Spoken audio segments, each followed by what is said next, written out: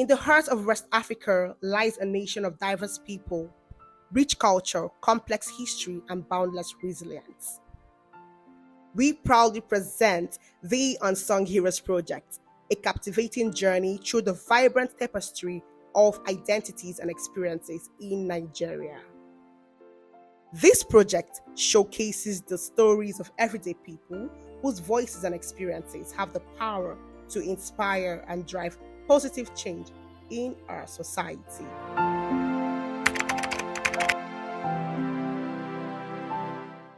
It was a devastating news for my family and myself.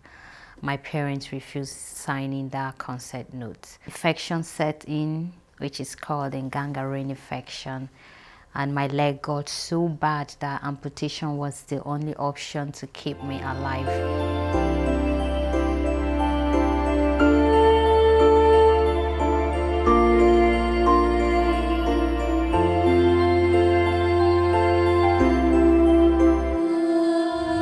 Hello, my name is Ave Aiki. I'm from Benue State, Vanika local government to be precise. I'm from a family of 9, 6th born of my parents, and my dad is late for the past 13 years now. Okay, yeah, so my mom is there. I have 1 brother and 8 girls. So 9th February 2003, on a Sunday morning, I went to church. I was coming back and I had an accident.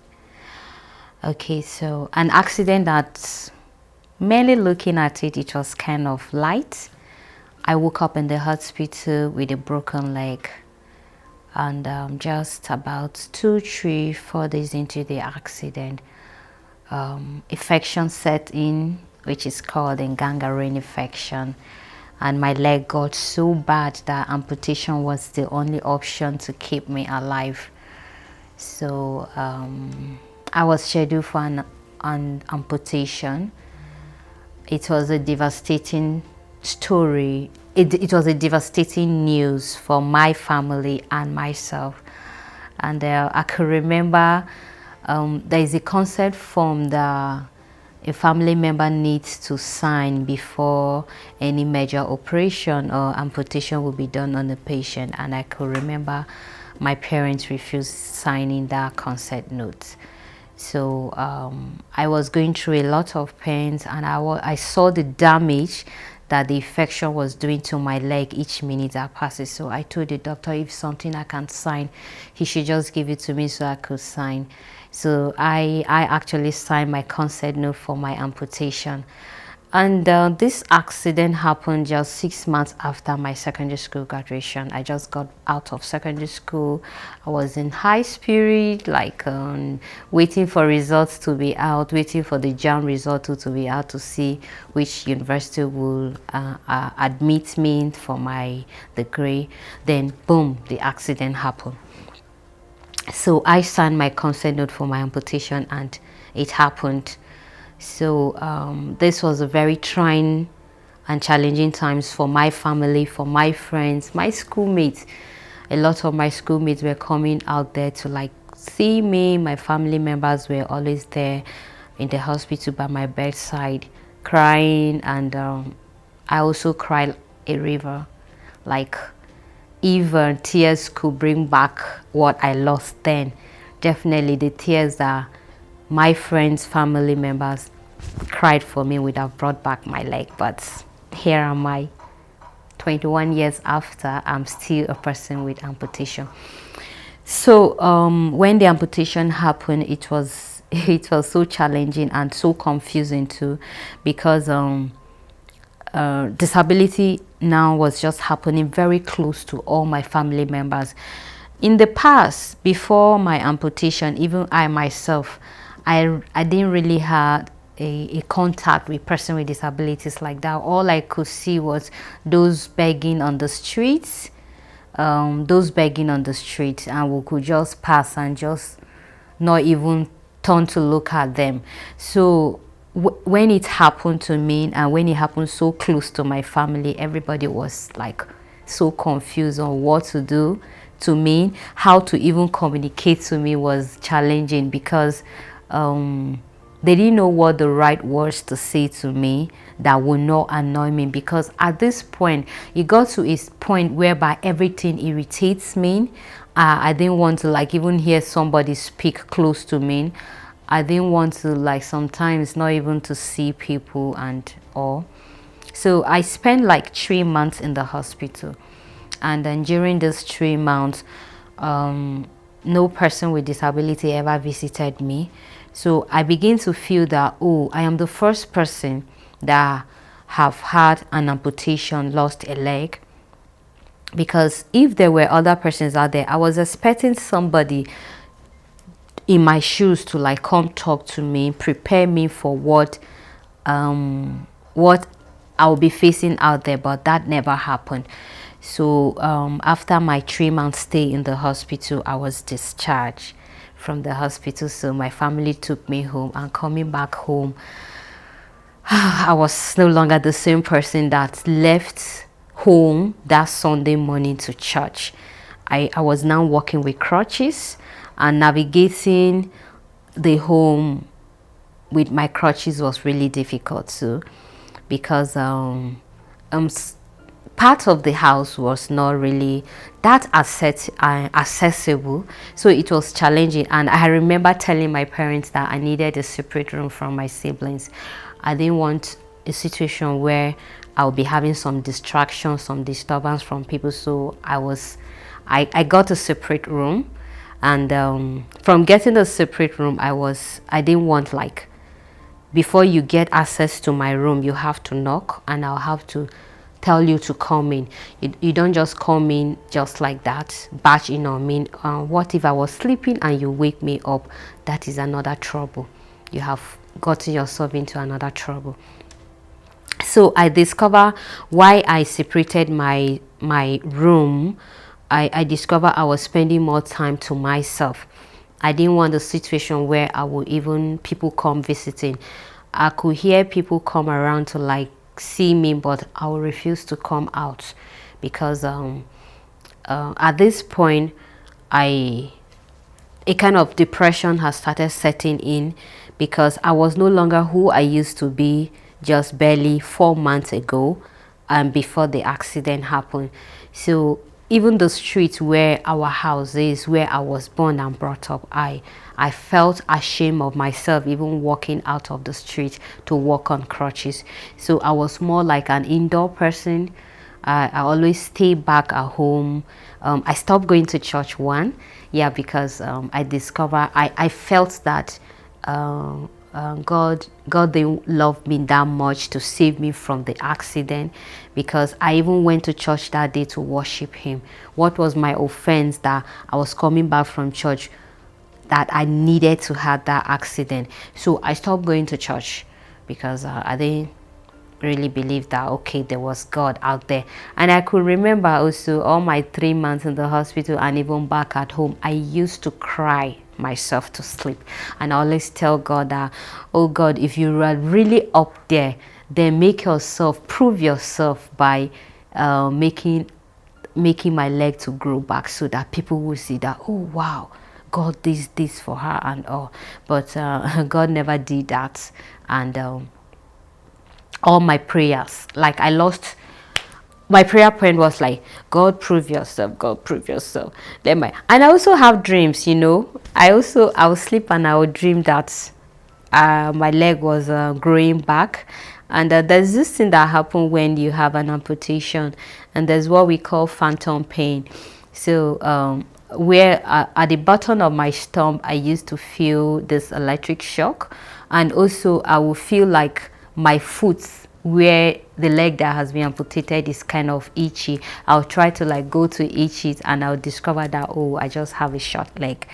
So I used to, when because I always think about it, and I also pray to God that my leg should grow back. Sometimes I'll sleep and I'll be dreaming that my leg is growing, like, just, you see when you plant something and it starts growing out. That was how I'll keep having dreams that my leg is growing back. 1 year passed by, 2, 3, 4 years, 5, 6, 7, and still the leg never grew back. So I say okay. As time goes on, and at this point I didn't even want to go back to school again, because I know that there were a lot of challenges out there, because even navigating the home alone was difficult, and I needed to go back to the hospital for hospital checkups, and also working with crutches was so difficult. Like even the first time it was really challenging. So I didn't want to like go back to school. And 5, 6 months, 7, 8 months has passed. Some of my schoolmates that we graduated together, my classmates that we graduated together, started getting admission. Some came to tell me, okay, Avi, I'll be leaving for school, blah blah blah. I said, okay, good for you.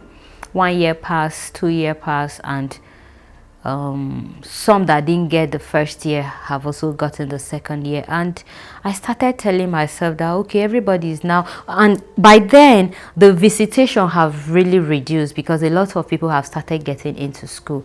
So I started also telling myself that now that everybody is going to school, I'm just left at home. Even at home, my family, my siblings too, when school have resumed, they will all go back to school. I was like just the only person at home with my parents. So I started feeling the impact of what I said, that oh, I don't want to go to school. And so I started thinking about school at that point.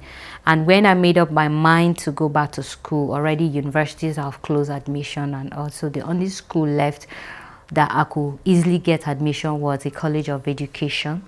So I indicated interest to my parents that at this point I really want to go back to school.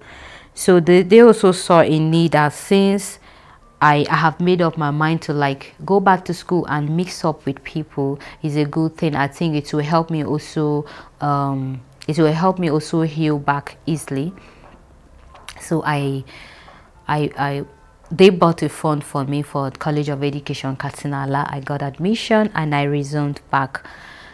Going back to school was also challenging, because you agree with me that our educational system and the school environment are not accessible.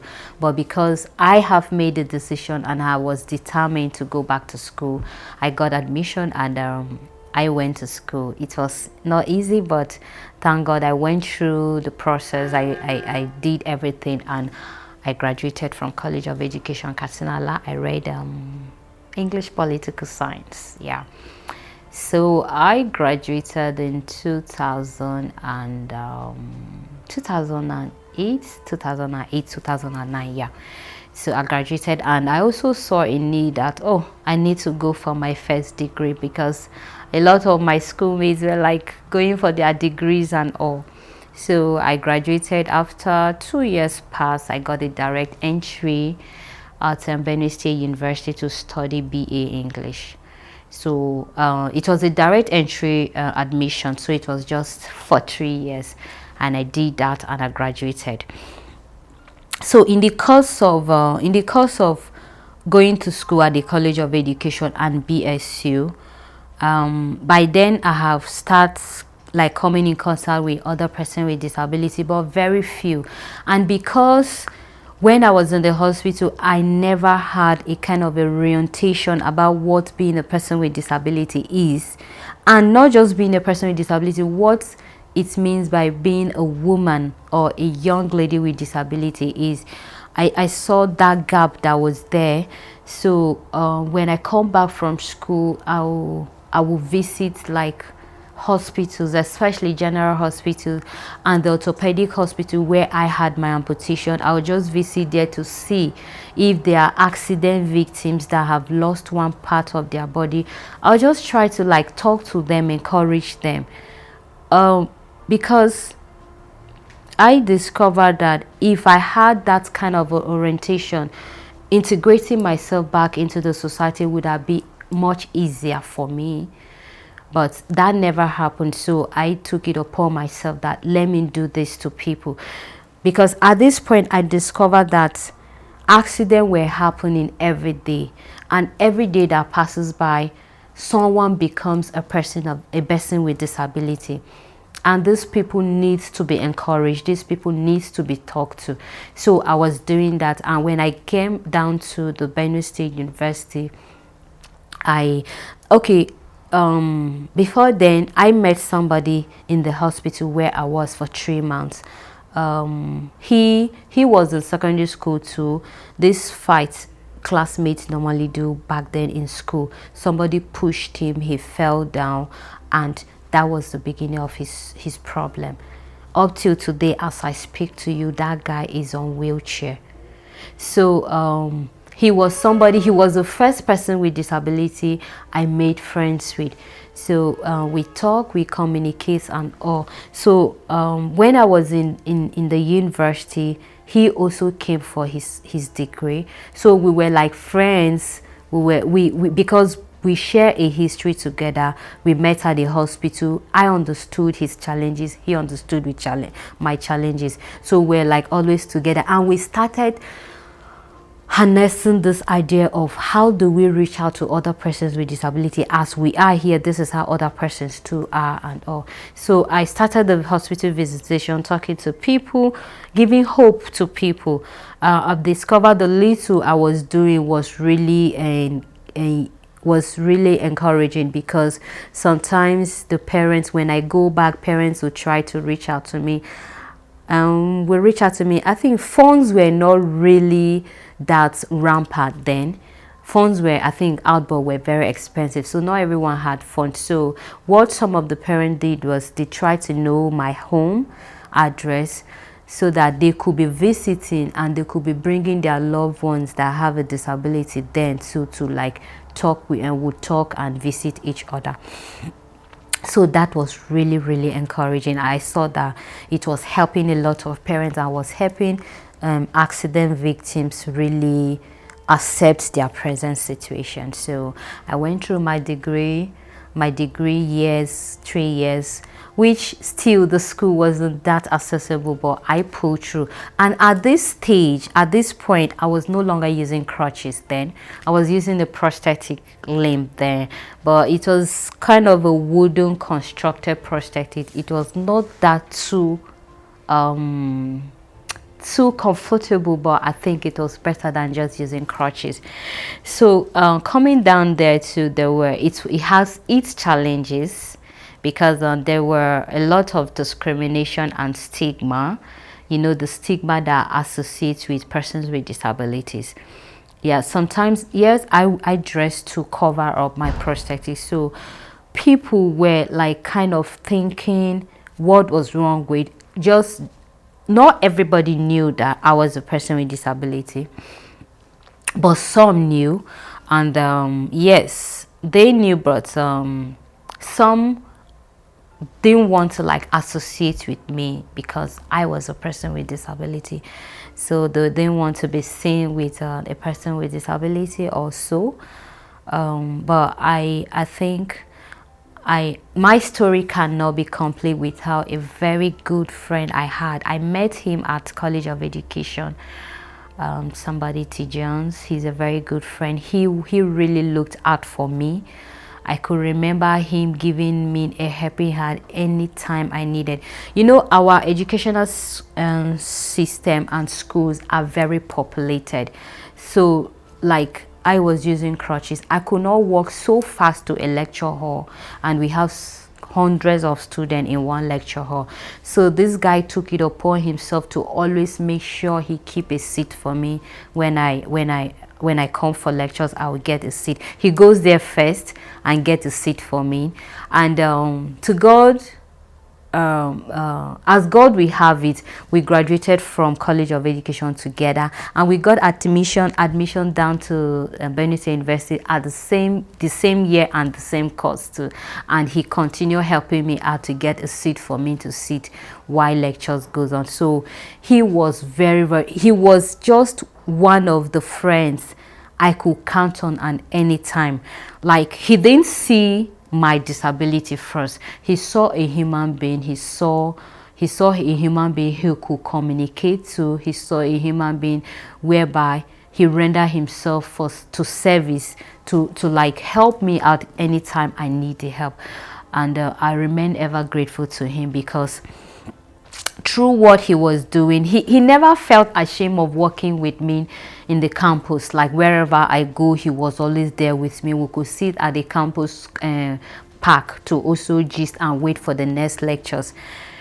So what he was doing, he might not know, but he really helped build my confidence, because working with me wherever I go in the campus, like really build back my confidence, because it got to a point whereby I lost my self-esteem. And it's not just me. I think disability have a way whereby it makes you lose your self-esteem, because even without the way the society look at you, you also feel that, oh, you are not good enough. You're not good enough to be in some certain space. Like, because the way some persons look at person with disability, and the facial expression on their face alone tells us all that, oh, what's she even doing here? You're not supposed to be here and all. So down to my degree level, I got admission. It was also challenging, but like I said, I was determined to like go to school and have this certificate. And the good thing was that I was not failing exams. I was reading seriously and passing my exams. So the fact that the barriers were there, the stigma was there, I never looked down upon myself.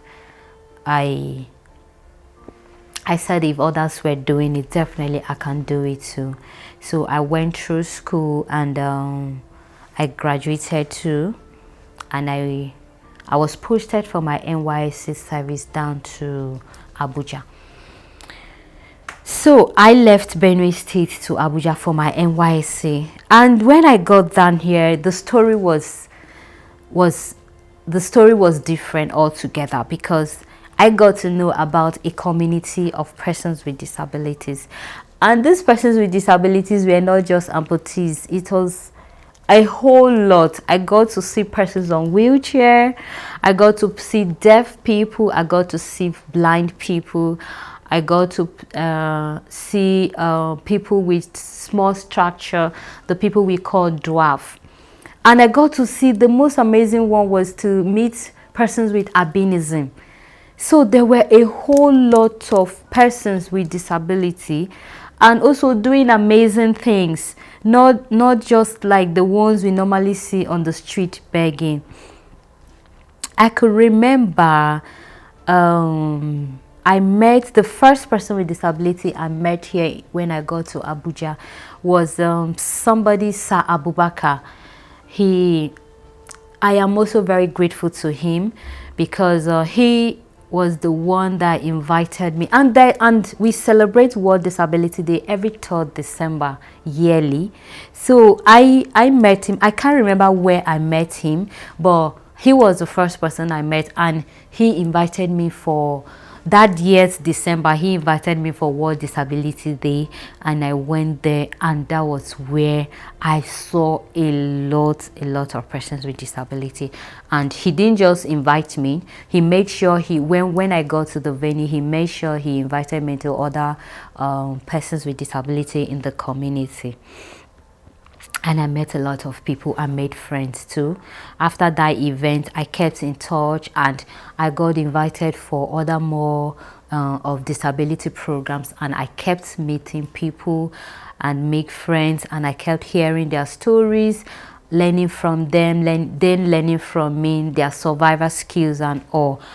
And boom, there is a disability community we have a lot of disability clusters, like up to 7. Like personally, I belong to the physical disability cluster, which is made up of persons with amputation, persons with wheelchair, and all. There's a deaf cluster, which are those who don't hear but they communicate through the use of sign language. And we have the visual, we are blind.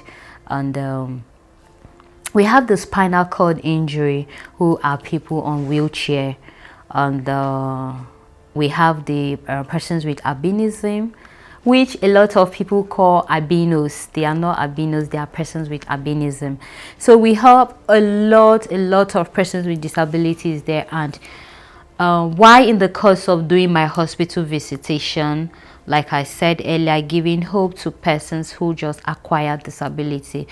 Like myself, I wasn't born with a disability. I acquired disability in the course of life, doing life, living life. So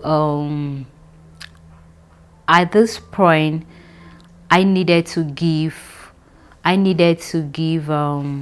what I was doing, just like trying to give hope to people. I needed to make it more formal, and that gave birth to Hope Alive for Possibilities initiative. I founded Hope Alive for Possibilities initiative, and part of the work we do is do the hospital visitation. We advocate for the right of persons with disabilities, and it was founded years ago, but officially we registered it with CAC in April 21st of 2021.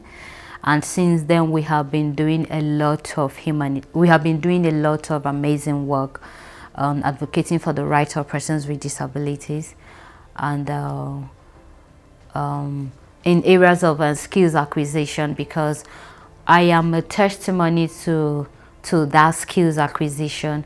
I went to school, yeah, when I was 7. Towards the end of my service year, I enrolled for baking classes, which I learned how to bake cakes and pastries. And I must tell you, I will proudly tell you that I make one of the most amazing cakes here in Abuja. So skills acquisition, having a skill as a person with disability is something that cannot be overemphasized. Is very, very important, because even as a person with disability, you still have a skill in you that you can make a living out of it.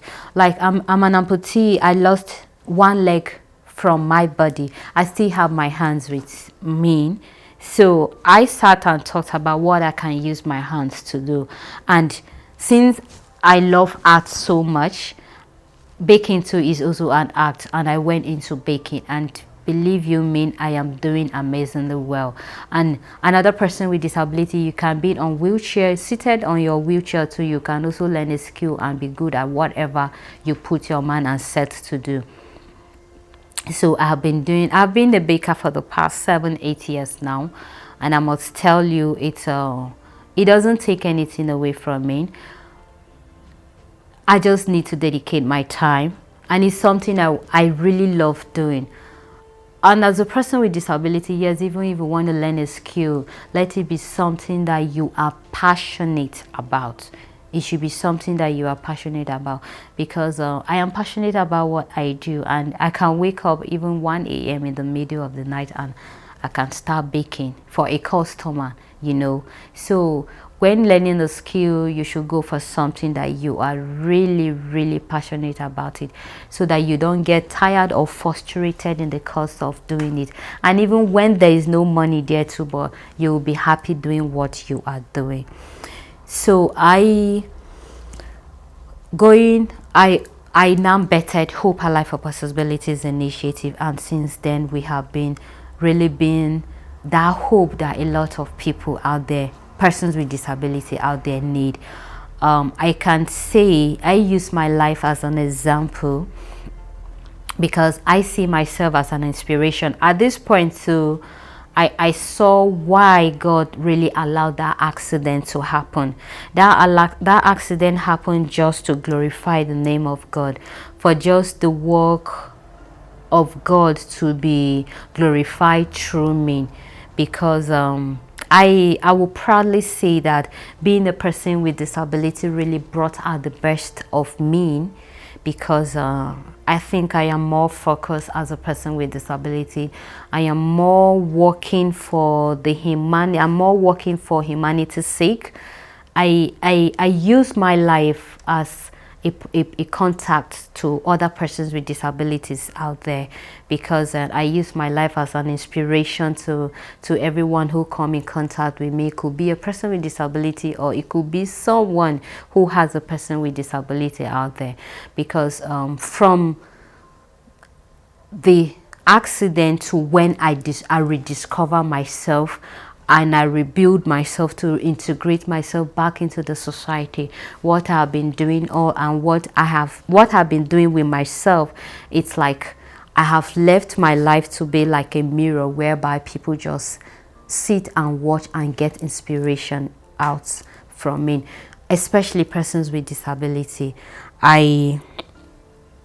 I use myself, I tell my story, I use myself. The way I carry myself out there is just to encourage one person with disability out there who might come across my story, or which might come across any of my social media handle online, to see that yes, even in your disability you can be the best you want to be.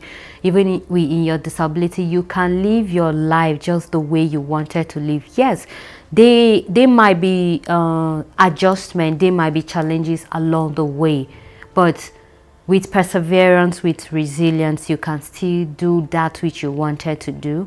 Yes, I can say that maybe I am not doing that exactly that I wanted to do, but I would still tell you that I am doing what I wanted to be in a different ways. Like there are different ways to catch a rat. If by pursuing it you are unable, you look for other tactics. So yes, I might not be where I want to be, but I am not where I used to be before, because in the course of doing disability, in the course of my disability journey, I have had challenges, but I have not let those challenges to weigh me down. Through those challenges, I have seen strength. I have seen where and areas where I can also better myself and better the society where I live in, and also most importantly encourage that persons with disabilities out there, because in Nigeria we have over 35 million persons with disabilities. And those persons with disabilities have different challenges. Everyone is going through one challenge or the other, and not everybody is so opportuned with it. Not everybody with a disability is so opportuned to be where I am today, and not everybody with disability have all that it takes to rebuild that person back into the society today. So but even at that, you don't have to give up upon yourself. The little, wherever you are, the little you can make out of your life, I encourage you to do, because yes, we have a disability commission right now. The former president Muhammadu Buhari signed in the Disability Act, which which 5 years have gone down the drain after the passage of the Disability Act. There's a Disability Commission, but the Disability Commission cannot reach out to all the 5 million persons with disability, all the 35 million persons with disabilities out there. So wherever you find yourself, you just need to try the little you can do, and be hopeful that maybe one day help will come along the way. Like I will not say I have it all easy along the journey of my 21 years with a disability. I did not have it all rosy, and I will not say that everywhere I go the doors were opening for me. No, I have places I have gone, the doors were shut down for me, but I never gave up. Like, I took the bulls by the horns. Like I said earlier, I'm from Benue State. I never, when things were not really working for me, I sought for a better space where I think I can strive better, which was the reason why I left Benue. When I came down for my youth service, I never went back home, and I never looked back. It was challenging, and it is still challenging right now, but still I am pushing. And I want to encourage anybody out there, any person with disability out there, that you should keep pushing. And one most important thing is you have to prepare yourselves for opportunity. You don't just sit down and wait for opportunities. While waiting for opportunities, you prepare yourself. If you have the opportunity to go to school, please go to school. If you have the opportunity to learn a trade, please learn a trade. I will not even say just learn a trade. Learn trades. I am talking about I bake. I don't just bake alone. I do other things. You have to learn more than one skill so that wherever you find yourself, you will see the skill that is working better, that will strive better there, and you will go for it. I am talking about baking because baking is where I am presently. Baking is thriving, and that is why I am also talking about it. I do more than one thing. I know how to braid. I make braided wigs, which I sell. I bake. And aside from that, in the disability community work too, I do a lot of things. I am also a TV host, whereby I host a program called Possibilities with Avi, whereby I get to my guests are persons with disabilities. What the aim and objectives of that program is for another person with disability to come and share his or her stories, her challenges, her aspirations, so that when somebody else who is in the same shoe as that person sharing that story get to hear the story, will be motivated. So we have over 35 million persons with disabilities in Nigeria, and it's so saddening that the government does not consider persons with disabilities when it comes to decision making. So I am appealing to the government of the federation, both at the federal, state and local government, that when it comes to issues of persons with disabilities, we should be included, not just include us, but put us on the decision making bodies, because we wear the shoes and we know where it pinches us. We shouldn't always be treated as an afterthought. When decisions concerning persons with disabilities are to be discussed, persons with disabilities should be invited to sit on the decision-making bodies to also air out their views, and should also tell how the government can intervene in our issues better. Our issues shouldn't be discussed by persons who are not persons with disabilities, because they don't know what it feels to be a person with disability, to use a prosthesis or sit on a wheelchair.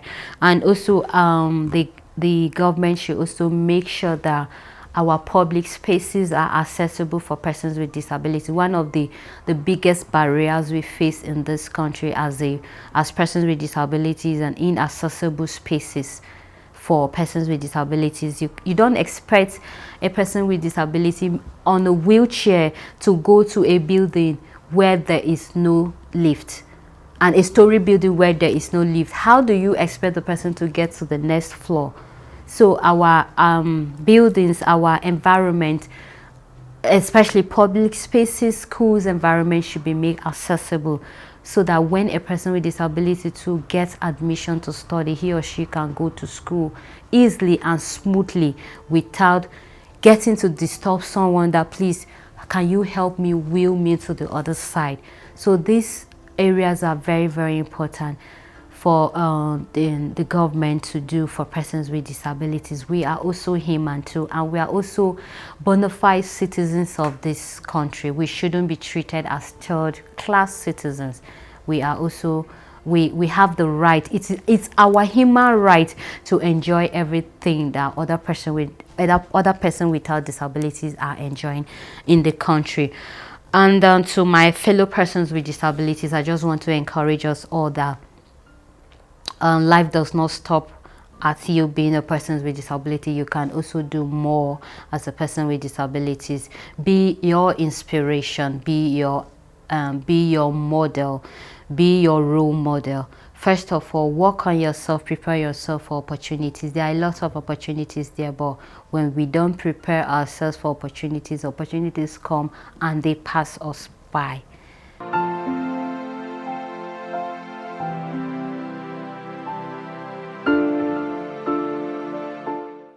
Amidst the diversity and complexity, one thread remains constant: the unwavering spirit of the Nigerian people. Through adversity and triumph, they continue to write their own stories of courage and hope.